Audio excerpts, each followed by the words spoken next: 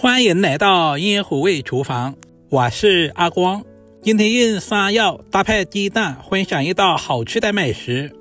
接下來一起來了解一下具體是怎樣制作的吧。首先準備一根山藥，削掉外皮。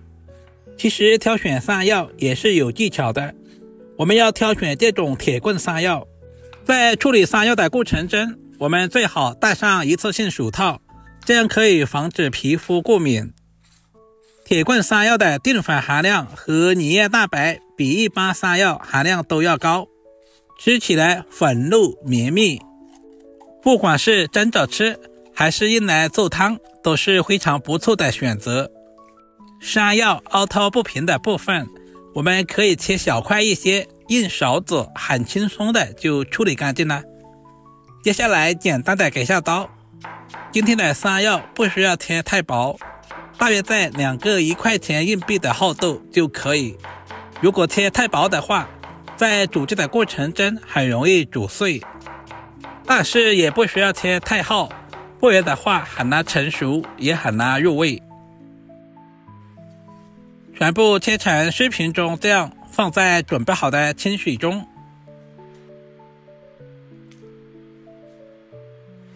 接下來加入小半勺的白醋，白醋可以改變山藥的酸性環境，可以防止氧化變色。接下來簡單的準備一些配菜，準備小塊瘦肉切成薄片。今天的瘦肉我們盡可能的切薄一些，這樣方便成熟也方便入味。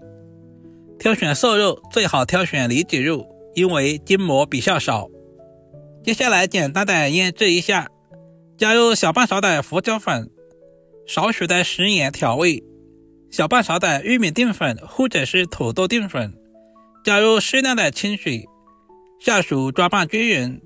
提前醃制一下的肉片在煮制的過程中不容易老，吃起來比豆腐還要嫩，這一步特別的關鍵。抓拌均勻，醃制10分鐘左右。接下來準備一個小碗，碗中打入幾個雞蛋，雞蛋的數量也是根據家裡人口的多少來定。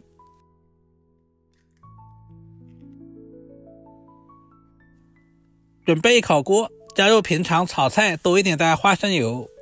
接下來把雞蛋直接倒在鍋中。今天的雞蛋不需要滑散，剛下鍋的雞蛋不需要直接動它。把火調到最小，靠上鍋蓋，用最小的火大約燜2分鐘左右。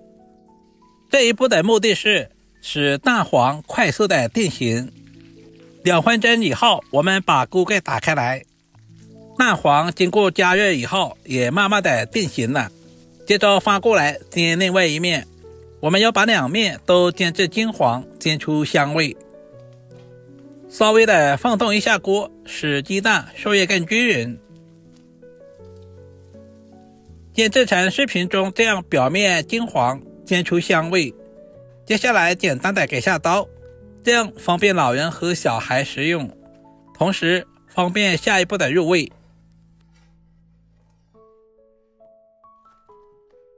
也不需要切太小，大約切成1.5公分左右的小方塊就可以啦。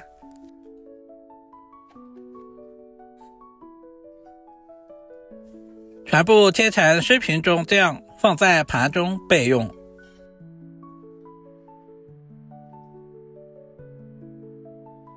接下來準備小塊脆皮的老薑，切成薄片，然後再切成稍微粗一點的薑絲，全部切好放在盤中。一小把清洗乾淨的香蔥切成蔥花，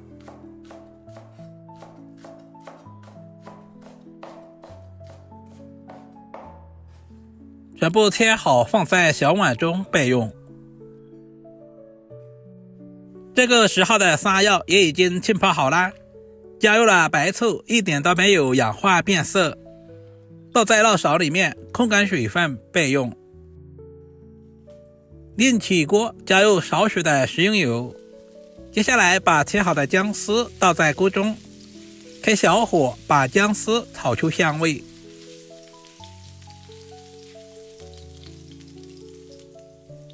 接下來把山藥直接倒在鍋中，快速的翻炒均勻，把山藥提前炒一下，這樣在燉煮的過程中不容易碎，而且更好的釋放出山藥裡面的營養。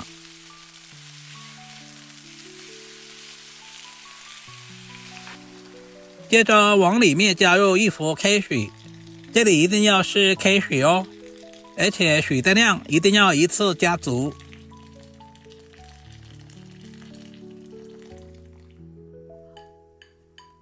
現在的肉片也已經醃制好了，把肉片下在鍋中，不要下在同一個地方，這樣可以防止粘連。